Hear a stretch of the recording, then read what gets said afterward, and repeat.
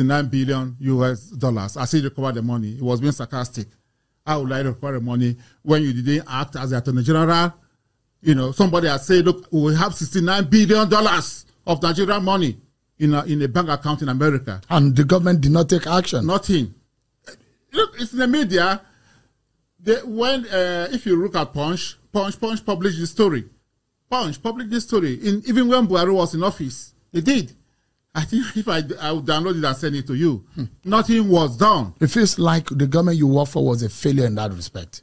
Why I have said so, that I was disappointed, because I believe so much in, the former president, and I worked passionately for him. But I mean, would you attribute the underdevelopment of our country today to corruption? Why not?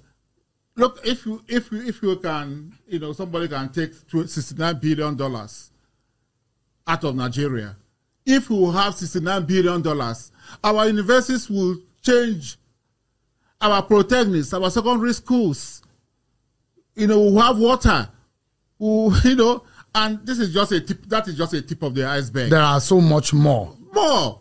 How bad is corruption in the Nigerian government or in the Nigerian system?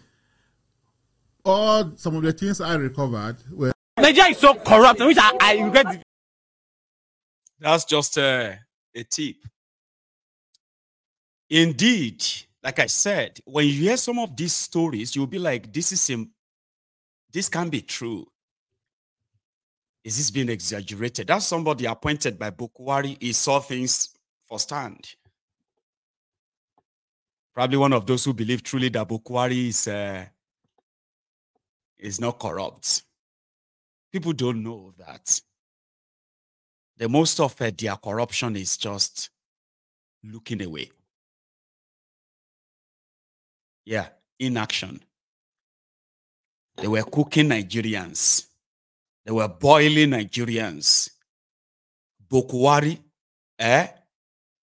was just baby boying on his own. Kilokon. In one of their scams that took place was stamp duty. Stamp duty. I want you to listen to this before I say my mind, because it's like a two-part anyway, right? How bad? What happened with CBN? There was this issue of stamp duties. Stamp duties. And some people have written, School of Banking Honors. It's an NGO in the banking sector. They had written a petition saying that the banks have recovered over 38 trillion over the years for stamp duties, and that this money had not been remitted. Okay? And they mentioned the former acting governor of the central bank. When Emefiele was removed, an acting governor was appointed.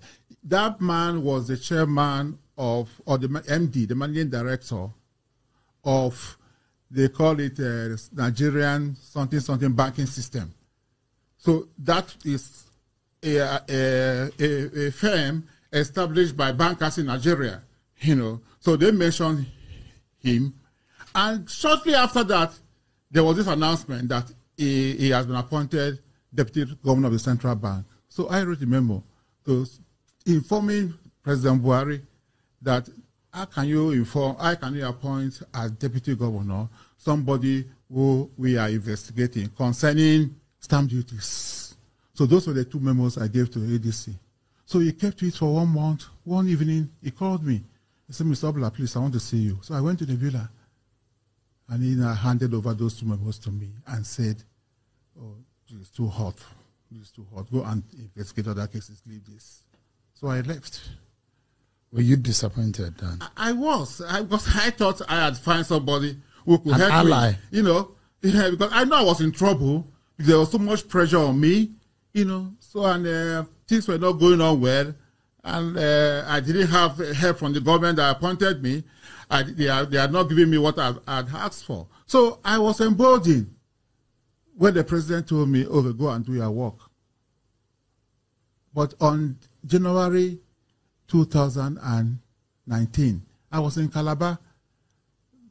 I went because the president was coming to Calabar to campaign. My PA called me from my office in Abuja to say that there was a letter from the vice president's office saying that the panel should be suspended. Of course, I walked to the same ADC because they sent that mail, the letter, through my WhatsApp and say, oh, this is what I have received. Or and say, oh, go and do your work. Of course, I didn't comply with the letter. I continued doing my work until August when I was suspended. What happened? Did you get that? Nigerians have been fraudulently sort of cheated that way. Okay, so the banks in Nigeria who are also in bed with the politicians, because politicians won't be able to move any stolen money through the system without the support of the banks. But behind the scene, the politicians also look away.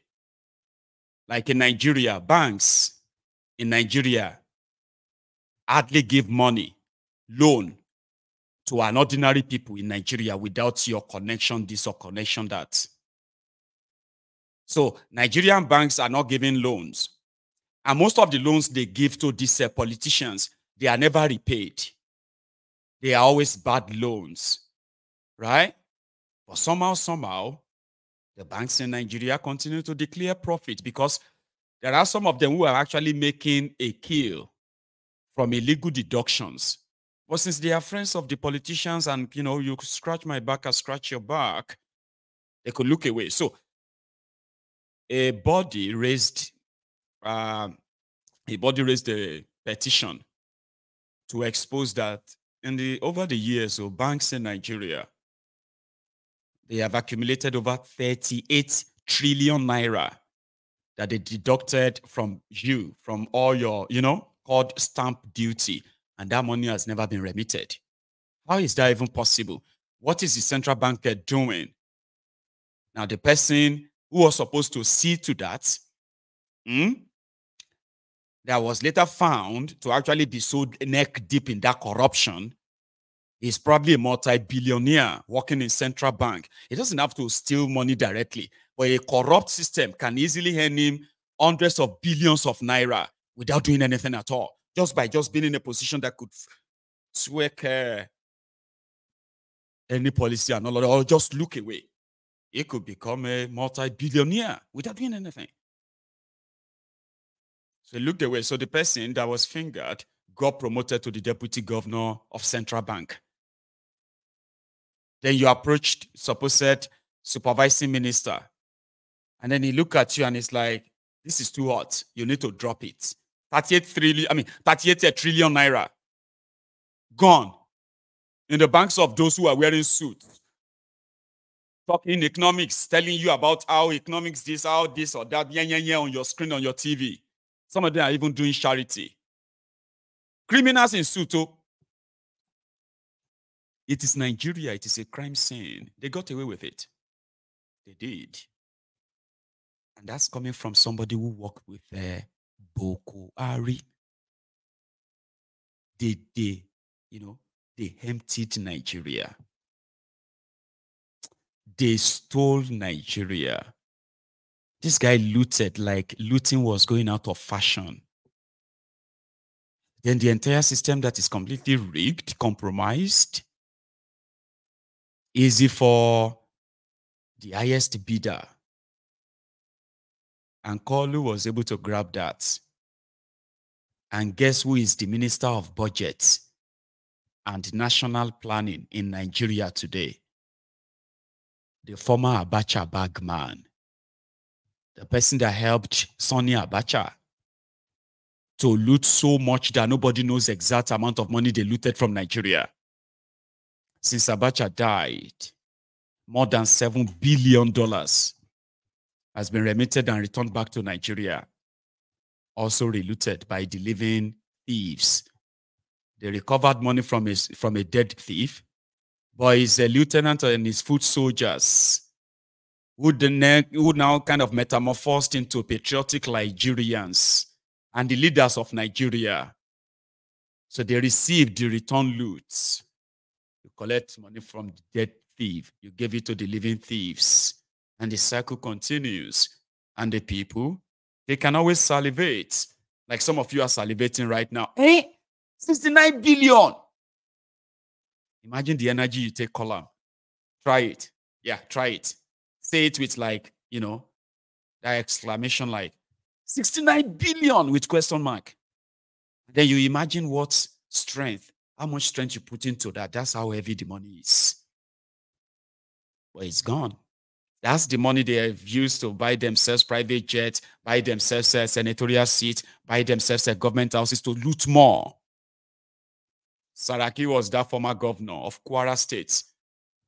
That the investigation of this guy exposed that in one single account, offshore of Nigeria, over 200 million pounds sterling. What was Saraki's job? What was Saraki's business? What's the business of all these guys?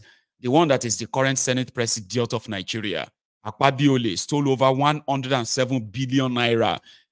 They made him minister under Buhari, the man that was supposed to be capturing thieves. It's a corruption case, dropped. 107 billion of Akwa Ibom people, gone. Rather, he got promoted into a ministry that he was still going to access trillions, I swear. NDDC, Niger Delta, Ministry of Niger Delta. They can't put them on top. By the time Akpabiole was done, in just 3 years, they said that ministry alone have expended over 4 trillion naira. And if you go to Niger, it is similar to what this guy that want to dethrone the emir, the Sultan of Sokoto. Right now, ladies and gentlemen, just briefly, it's like a digression, okay? It is like this man is currently working to either the Sultan will accept reduced power or go totally. Now the guy be this. What did he meet after 8 years of a Tambua? In his own words, so Sokoto State, after 24 years of democracy, 8 years of Tambua, to him, their governor, let him describe Sokoto State for you in 2 minutes. Wasallallahu ala nabiyil karim. Thank you very much for this very important custom. And it has been very, very hectic. Very hectic in the sense that I took the mental leadership of Sokoto State without any working documents. When I say working documents here, I mean there is no any handing over notes for me to work. I draw a line and start as a fresh. Many things are very, very bad. No potable drinking water in the States. And the little water which was formed into homes was raw water. What I mean by raw water, no treatment. In fact, it wasn't good for human consumption. No electricity throughout the state, including even the government house. No electricity. Township roads were totally neglected, which was everywhere. The city was very dirty. There were many unsightly things that you don't want to even see all over the city. And that unsighted thing is as a result of non-evacuation of refuse. Worker salaries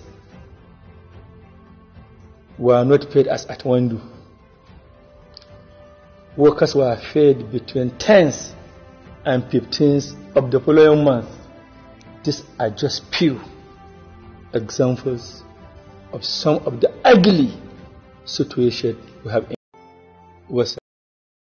And today, the man that ruined the place for 8 years is a senator in Abuja, Tambua, representing the good people of Sokoto State in Abuja, where they are now working in tandem like all other thieves, congregated or retired, into that their chamber in Abuja. And the same characters are now those who are now making laws for Nigeria. They are now those who are also stamping the request that will further dip Nigerians into perpetual poverty, borrowing and borrowing as long as they are getting their share.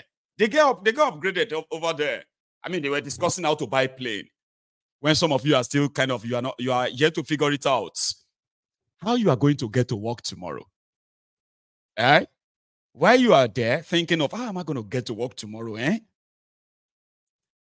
Your own lawmakers are busy, more concerned on how to buy 2 brand new planes. They said it's going to cost Nigeria 171 billion naira to buy 2 planes. Others said no, it's about 400 billion. Whoa. Watch. Is aware of the insinuation in some section of the media order.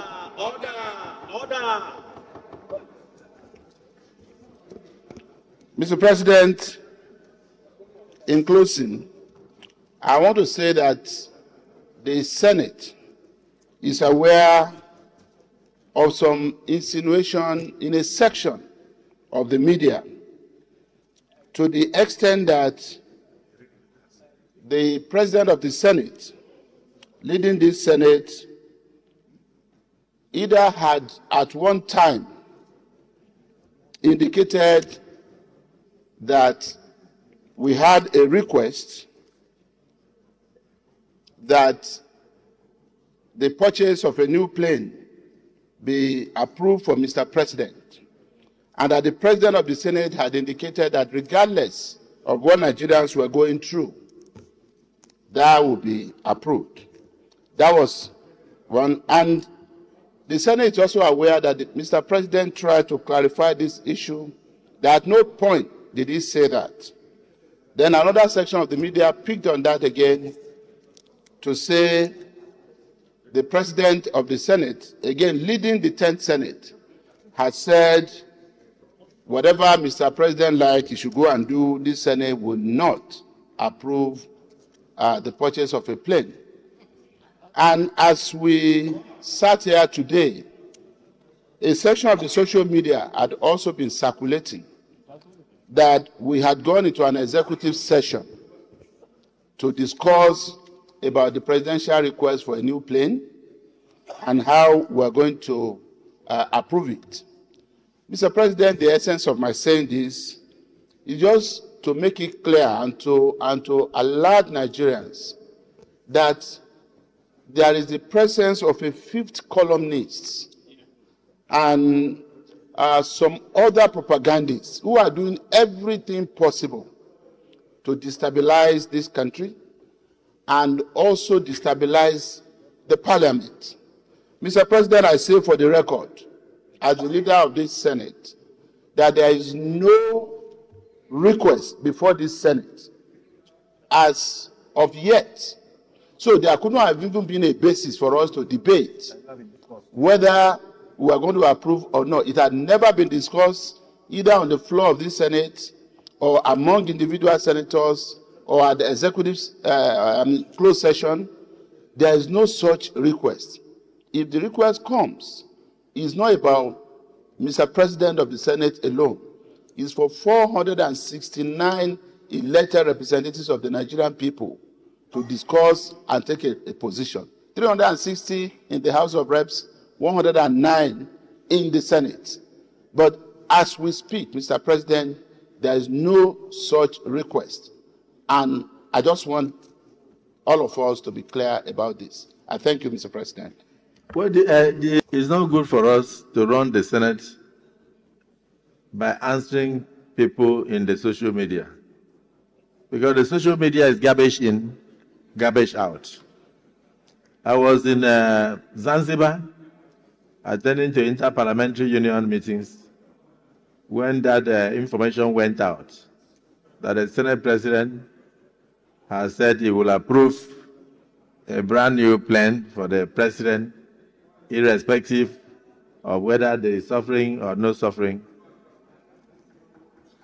There was never a time such a statement came from me, because I've never had any correspondence to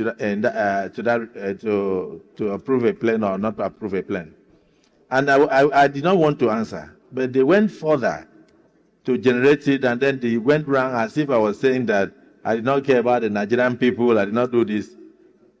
We care about the president, we care about the Nigerian people. We will approve things that will benefit the Nigerian people.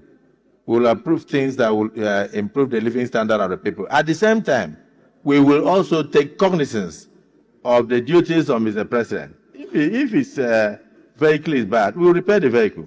If his plane is bad, we will approve money for the repair of the plane. So that is not an issue. There is nothing before us. I don't think you should bother about it. Somebody called me and said that he was quoting from BBC, that what I said in Senator Mongunu's house, that the statement was false and should be disregarded, that I was now saying that I will not approve. That is what you may call anticipatory blackmail. The purveyors of the story know very well that maybe there is problem with the presidential fleet, and that where they will go to will be the parliament. And so they are now trying to do anticipatory blackmail to tell us, if they bring it, do not look into it. So I think that we should ignore them and focus on what we are doing here. I've read the president's correspondences to us. There was nothing touching on plan or no plan. But I can tell you that when you hear stories such as the death of the vice president of Malawi as a result of defective plan, and then you hear stories such as the death of the president of Iran as a result of defective craft. In fact, this time it was a helicopter and all that. We shouldn't ever dream and allow such to be a portion. It won't be. The Senate is very responsible. The National Assembly is very responsible. We will look into issues that will benefit the governance of the country, irrespective of anticipatory blackmail. Get the words, anticipatory blackmail. They know very well that something like that may come in future, and if it's a necessity, the Senate will look into it. But there is nothing like that before us now. So they can go ahead, anticipate and blackmail the Senate President. It will not affect me. Minority Leader, you may wish to second, not what he said, but just second the motion that we adjourn for. Nuisance, Lily. Did you see how he kind of was like talking? Is addressing suppose said 200 million Nigerians. And to him, don't listen to them, John. Don't listen to all these people. Social media is just garbage in, garbage out. Don't just ignore. They want to blackmail us. They know that if Tifnumbu's plane spoil, we will buy him a new one. If his car spoil, we will repair his car. That's why we are here. Let us just continue to do what we are doing. Don't mind them. You know? But maybe not all of them. Okay?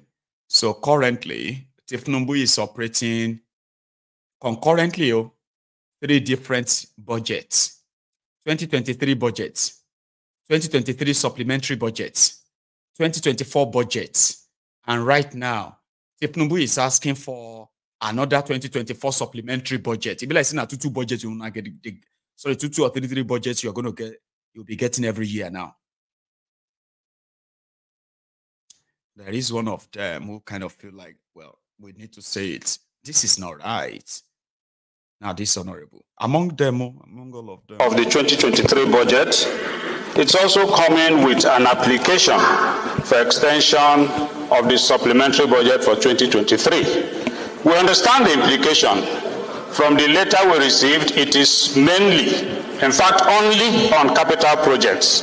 And we cannot ask that capital projects should be abandoned. We cannot